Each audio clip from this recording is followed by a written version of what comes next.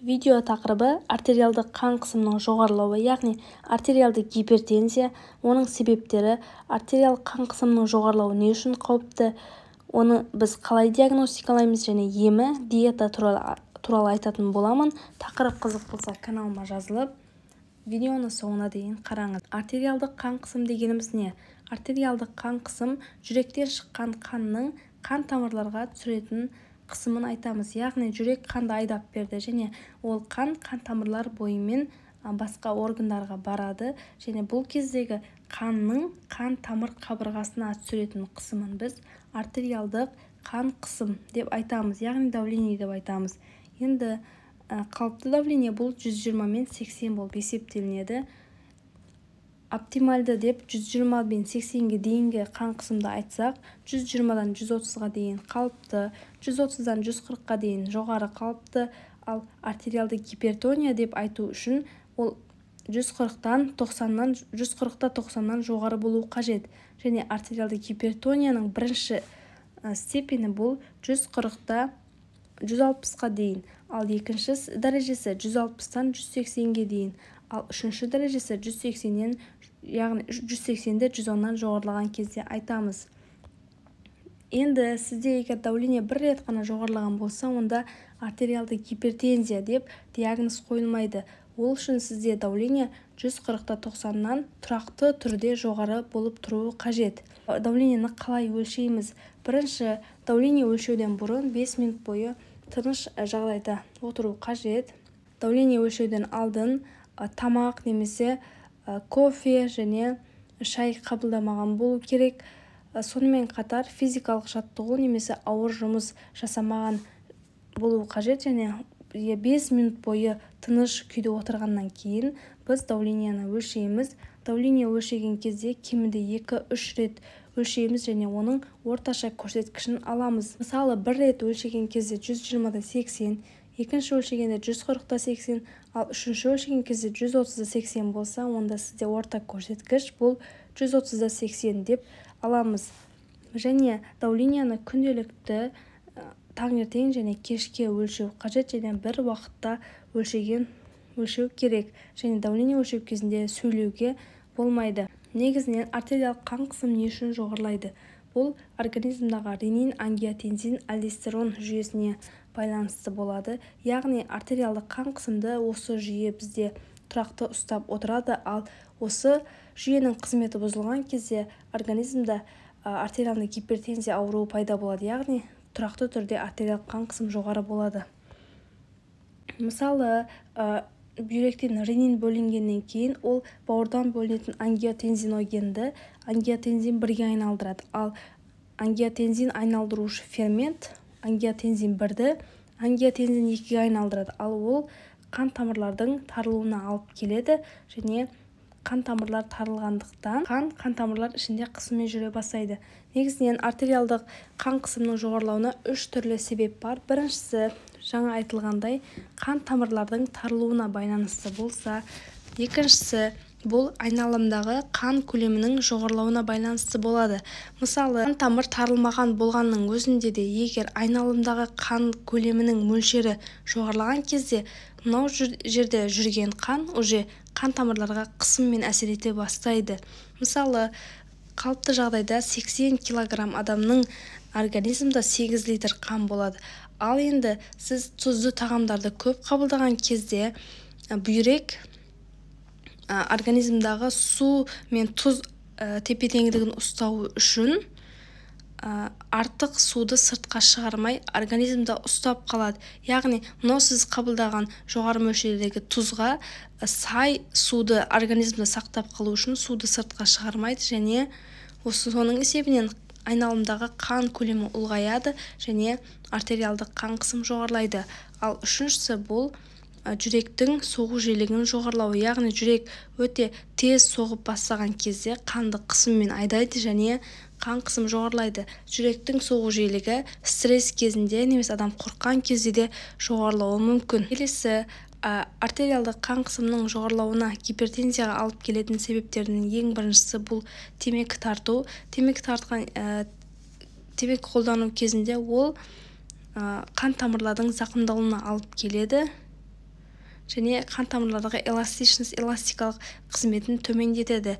Келесі бұл өте көп мөлшерде тамақ қабылдау және артық салмақ, семіздік, қуырылған және майлы тағамдарды көп тұтыну және құрамында сахар көп тағамдарды тұтыну және стресс немесе қатты уайымдаған кезде артериалды давление жоғарылайды және кейбір дәрілерде артериалды қан қысымының жоғарылауына алып келеді және тұзды және тұздалған тағамдарды көп қолдану, алкоголь және кофені көп тұтыну давлениенің жоғарылауына алып келетін себептерден болып табылады. Мына суретте қалыпты қан тамыр көрсетілген болса, ал астында мынау зақымдалған қан тамыр, яғни адамда аз қимылдайтын болса және өте көп мөлшерде тағам қабылдайтын болса және қуырылған және сахары көп және майлы тағамдарды қабылдаған кезде организмде холестерин және тығыздығы төмен липопротеидтер жоғарылайды және олар қан тамырларда осылай жиналып қалады және қан тамырлардың тарылуына алып келеді. Сонымен қатар жасқа байланысты әйелдерде 65 жастан асқаннан кейін, ал ерлерде 55 жастан асқаннан кейін қан қысымы жоғарылауы басталады.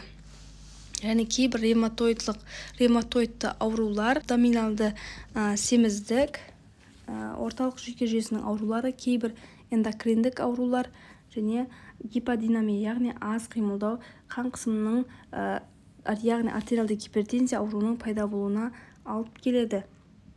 Енді артериалды гипертензия ауруының белгілері қандай? Яғни давлениенің жоғарылаған кезде қандай симптомдар болады? Ең біріншісі бұл бас ауруы.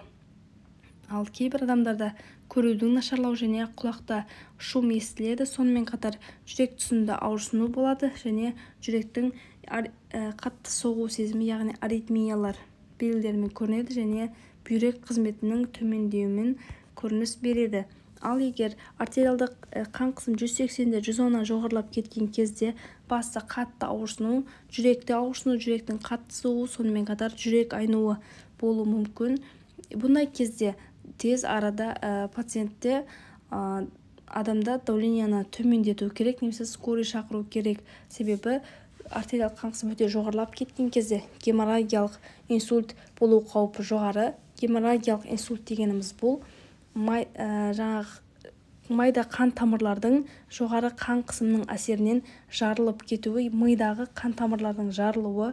Ал мидағы қан тамырлар жарылған кезде негізінен біз қалыпты жағдайда мынау қан тамырлар арқылы қоректік заттар және кислород барады, ал қан тамыр жарылып кеткендіктен ол қан арқылы сол мидың сол аймағына кислород жетпей қалады және ол жердегі клеткалар өліп бастайды және олар қайта қалпына келмейді. Және мысалы қай бөлігі некроздалып өліп бастаған болса, онда сол аймақтың атқаратын қызметі қайта қалпына келмейді. Мысалы кейбір адамдарда қол немесе аяқ немесе толықтай оң жақ немесе сол жағы.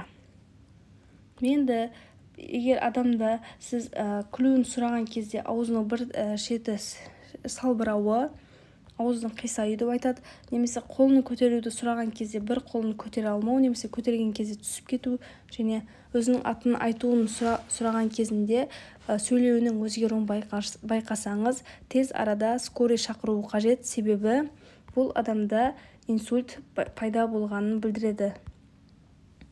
Сонымен қатар артериалдық қан қысымының жоғарылау, яғни давление не үшін қауіпті? Жаңа айтылғандай, 100 адам мысалы инсульт алатында 100 адам болса, соның 75 адамда ол артериалдық давление бойынша дұрыс ем алмайтын адамдарда дамиды. Ал жүрекке қандай әсер етеді? Жүрекке жоғары қан қысыммен, яғни нагрузкамен қан айналғандықтан жүрекке қысым түседі және жүрек үнемі қысыммен жұмыс істегендіктен бұлшықеттер ұлғайып гипертрофияланады. Ал ұзақ уақыт бойы болған гипертрофия бұл жүректің созылмалы жетіспеушілігіне алып келеді. Ал сонымен қатар сахардың жоғарылауына және орталық жүйке жүйесінің жұмысына әсер етеді және бүйректегі тамырлардың зақымдалуына байланысты бүйректің жетіспеушілігіне алып келеді және көздегі майда қан тамырлардың жарылуына байланысты көздің көруі нашарлауы болуы мүмкін. Енді егер сізді артериалдық давление енді жоғарылап бастаған болса, онда сіз осындай дневник тұтуыңыз қажет. бұл дневникте біз мысалы бүгінгі күнді жазасыз және таңертең артериалды давление өлшеген кезде қанша болды, кешке неше болды және жүректің соғу жиілігі қанша болды және жалып қандай шағымдарыңыз бар, мысалы басыңыз ауырды ма, құлақта шум болды ма, немесе көруіңіз нашарлады ма, жүрек қатты соқты ма, осылардың барлығын жазып отыруыңыз қажет.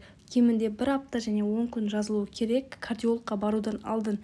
Себебі осыны жазып барған кезде кардиолог сізде орташа артериал қан қысымының көрсеткішін біле алады осыған қарай және дұрыс ем тағайындай алады.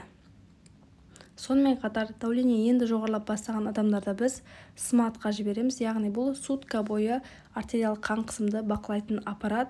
Осы арқылы сізде осы аппаратты қосып қояды бір күн 24 сағат бойы және ол аппарат сізде күндізі әр 20 минут сайын давлениені өлшейді және ұйықтаған кезде әр 30 минут сайын өлшейді және сіздегі орташа көрсеткішті анықтап, сізде артериалды давлениенің нешінші степені екенін анықтап береді.